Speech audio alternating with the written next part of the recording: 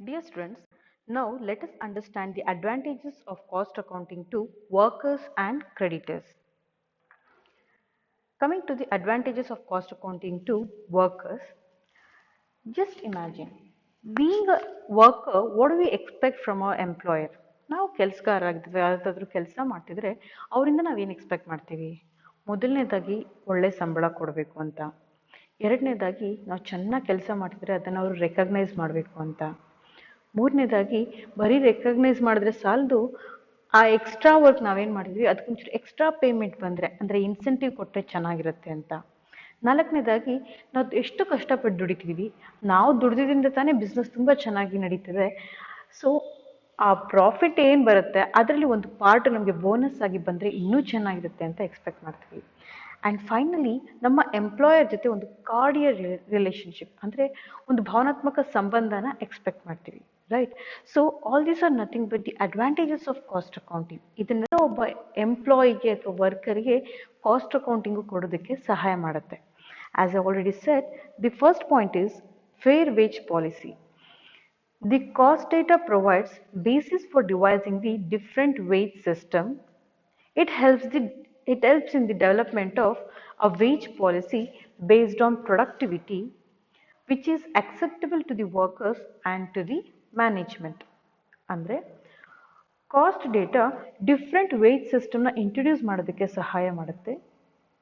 ಇದರಿಂದ ಈ ಒಂದು ಡಿಫ್ರೆಂಟ್ ವೇಜ್ ಪಾಲಿಸಿಯಿಂದ ಏನಾಗುತ್ತೆ ಅಂತಂದರೆ ಪ್ರೊಡಕ್ಟಿವಿಟಿ ಅಂದರೆ ಹೇಗೆ ಕೆಲಸ ಮಾಡ್ತೀವೋ, ಯಾವ ಹಂತಕ್ಕೆ ಒಳ್ಳೆಯದಾಗಿ ಕೆಲಸ ಮಾಡ್ತೀವೋ ಅದಕ್ಕೆ ತಕ್ಕಂತೆ ವೇಜ್ನ ಕೊಡುವಂಥ ಒಂದು ಪಾಲಿಸಿನ ಇವರು ಫಿಕ್ಸ್ ಮಾಡಬಹುದು. ಈ ರೀತಿಯಾದಂಥ ಒಂದು ಪಾಲಿಸಿ ವರ್ಕರ್ಸ್ಗೂ ಕೂಡ ಖುಷಿ ಕೊಡುತ್ತೆ ಮತ್ತು ಮ್ಯಾನೇಜ್ಮೆಂಟ್ಗೂ ಕೂಡ ಖುಷಿ ಕೊಡುತ್ತೆ. ಸಾಮಾನ್ಯವಾಗಿ ಮ್ಯಾನೇಜರ್ಸ್ ಅಥವಾ ಮ್ಯಾನೇಜ್ಮೆಂಟ್ನ ಮೆಂಟಾಲಿಟಿ ಹೇಗಿರುತ್ತೆ ಅಂದರೆ, ನಾವು ತುಂಬ ದುಡ್ಡನ್ನ ಕೊಡ್ತಾ ಇದ್ದೀವಿ ಎಂಪ್ಲಾಯೀಸ್ಗೆ, ಬಟ್ ಅವ್ರೇನು ವರ್ಕ್ ಮಾಡ್ತಿಲ್ಲ ಅನ್ನೋಂಥ ಮೆಂಟಾಲಿಟಿಲಿ ಇರ್ತಾರೆ. ಆ್ಯಂಡ್ ಸಿಮಿಲರ್ಲಿ ಈ ಎಂಪ್ಲಾಯೀಸ್ ಹೇಗಪ್ಪ ಅಂತಂದರೆ, ನಾವು ತುಂಬ ಕಷ್ಟಪಡ್ತಿದ್ದೀವಿ, ಆದರೆ ಮ್ಯಾನೇಜ್ಮೆಂಟ್ ಅದನ್ನು ಸರಿಯಾಗಿ ಗಮನಿಸ್ತಾ ಇಲ್ಲ ಅಥವಾ ಅದಕ್ಕೆ ತಕ್ಕಂಥ ಸಂಬಳ ಕೊಡ್ತಾ ಇಲ್ಲ ಅನ್ನುವಂಥ ಒಂದು ಮೈಂಡ್ ಸೆಟ್ನಲ್ಲಿ ಇರ್ತಾರೆ. ಆದರೆ ಈ ಕಾಸ್ಟ್ ಆ್ಯಂಡ್ ಮ್ಯಾನೇಜ್ಮೆಂಟ್ ಅಕೌಂಟಿಂಗ್ ಏನು ಮಾಡುತ್ತೆ ಅಂತಂದರೆ, ಇಬ್ಬರಿಗೂ ಒಪ್ಪಿಗೆ ಆಗುವಂಥ ಅಂದರೆ ಪ್ರೊಡಕ್ಟಿವಿಟಿನ ಬೇಸ್ ಆಗಿ ಇಟ್ಕೊಂಡು ಮಾಡುವಂಥ ಒಂದು ವೇಜ್ ಪಾಲಿಸಿನ ಇಂಟ್ರೊಡ್ಯೂಸ್ ಮಾಡೋದಕ್ಕೆ ಸಹಾಯ ಮಾಡುತ್ತೆ. The second one is recognition of efficiency. The cost accounting lays down standards of performance of employees. These standards enables the management to distinguish efficient and less efficient workers. Cost and management accounting ಎಫಿಷಿಯನ್ಸಿನ recognise ಮಾಡೋದಕ್ಕೆ ಕೂಡ ಸಹಾಯ ಮಾಡುತ್ತೆ. ಹೇಗೆ ಅಂತ ಹೇಳಿದ್ರೆ, first ಒಂದು ಸ್ಟ್ಯಾಂಡರ್ಡ್ನ setup ಮಾಡುತ್ತೆ ಅಥವಾ ಒಂದು ಸ್ಟ್ಯಾಂಡರ್ಡ್ನ ಫಿಕ್ಸ್ ಮಾಡುತ್ತೆ. ಅದರ ಮೇಲೆ ಅದರ ಸ್ಟ್ಯಾಂಡರ್ಡ್ಸ್ಗಿಂತ ಇನ್ನೂ ತುಂಬ ಚೆನ್ನಾಗಿ ಕೆಲಸ ಮಾಡ್ತಾರಂಥ ಎಂಪ್ಲಾಯೀಸ್ನ ಮೋರ್ ಎಫಿಷಿಯಂಟ್ ಎಂಪ್ಲಾಯೀಸ್ ಅಂತಲೂ, ಮತ್ತು ಆ ಸ್ಟ್ಯಾಂಡರ್ಡ್ನ ಮೀಟ್ ಮಾಡದಿರೋಂಥ ಎಂಪ್ಲಾಯೀಸ್ನ ಅಥವಾ ವರ್ಕರ್ಸ್ನ ಇನ್ಎಫಿಷಿಯಂಟ್ ವರ್ಕರ್ಸ್ ಅಂತ ರೆಕಗ್ನೈಸ್ ಮಾಡೋದಕ್ಕೆ ಇದು ಸಹಾಯ ಮಾಡುತ್ತೆ. The third point is incentive system of payment. The cost accounting helps the efficient workers to earn more and gives an opportunity to the less efficient employees to increase their efficiency and earn higher wages. Incentive system of payment ಅಲ್ಲಿ ಏನಾಗುತ್ತೆ ಅಂತಂದರೆ, ಎಲ್ಲ ಎಂಪ್ಲಾಯೀಸ್ಗೂ ಕೂಡ ಒಂದು minimum wage ಸಿಗುತ್ತೆ. ಅದರ ಮೇಲೆ ತುಂಬ ಚೆನ್ನಾಗಿ ಏನಂತ ಹೇಳ್ತಾರೆ, ಔಟ್ಸ್ಟ್ಯಾಂಡಿಂಗ್ ಆಗಿ ವರ್ಕ್ ಮಾಡುವಂಥ ಎಂಪ್ಲಾಯೀಸ್ಗೆ ಅವರ ಎಕ್ಸ್ಟ್ರಾ ಪರ್ಫಾರ್ಮೆನ್ಸ್ನ ಬೇಸ್ಡ್ ಆಗಿ ಇಟ್ಕೊಂಡು ಎಕ್ಸ್ಟ್ರಾ ಇನ್ಸೆಂಟಿವ್ ಸಿಗುತ್ತೆ. ಇದರಿಂದ ಏನಾಗುತ್ತೆ ಅಂತ ಹೇಳಿದ್ರೆ, ತುಂಬ ಎಫಿಷಿಯೆಂಟ್ ಆಗಿರುವಂಥ ಎಂಪ್ಲಾಯೀಸ್ಗೆ ಹೆಚ್ಚಿಗೆ ಸಂಬಳ ಸಿಗುತ್ತೆ. ಯಾವ ಎಂಪ್ಲಾಯೀಸು ಅಷ್ಟು ಎಫಿಷಿಯೆಂಟ್ ಆಗಿಲ್ಲ ಅಥವಾ ಇನ್ನೂ ಕೂಡ ಕಲಿತಿದ್ದಾರೆ ಅಂಥವ್ರಿಗೆ ಅವರ ಎಫಿಷಿಯನ್ಸಿನ ಇನ್ಕ್ರೀಸ್ ಮಾಡ್ಕೊಳ್ಳೋದಕ್ಕೆ ಒಂದು ಚಾನ್ಸ್ ಕೊಡುತ್ತೆ. ಇದರಿಂದ ಅವ್ರು ಫ್ಯೂಚರ್ಲಿ ಮತ್ತೆ ಕೆಲಸನ ಚೆನ್ನಾಗಿ ಅರಿತುಕೊಂಡು ಇನ್ನೂ ಒಳ್ಳೆ ಹೈಯರ್ ವೇಜಸ್ನ ಅವರು ಕೂಡ ಪಡಿಬಹುದು. Fourth one is higher share of profit. Cost accounting aims at higher rate of productivity, lower cost and larger profit. When the concern earns higher rate of profit, a large part of it would be distributed among the workers as bonus.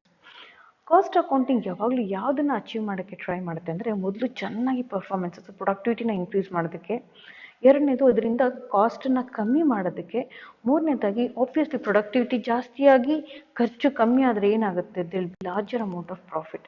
ಯಾವಾಗ higher amount of ಪ್ರಾಫಿಟ್ನ ಒಂದು business earn ಮಾಡುತ್ತೆ, ಅದರ ಒಂದು major chunk ಅಥವಾ major ಪಾರ್ಟನ್ನು ವರ್ಕರ್ಸ್ಗೆ bonus ಆಗಿ ಕೊಡೋದಕ್ಕೆ ಈ ಕಾಸ್ಟ್ ಆ್ಯಂಡ್ ಮ್ಯಾನೇಜ್ಮೆಂಟ್ ಅಕೌಂಟಿಂಗ್ ಸಹಾಯ ಮಾಡುತ್ತೆ.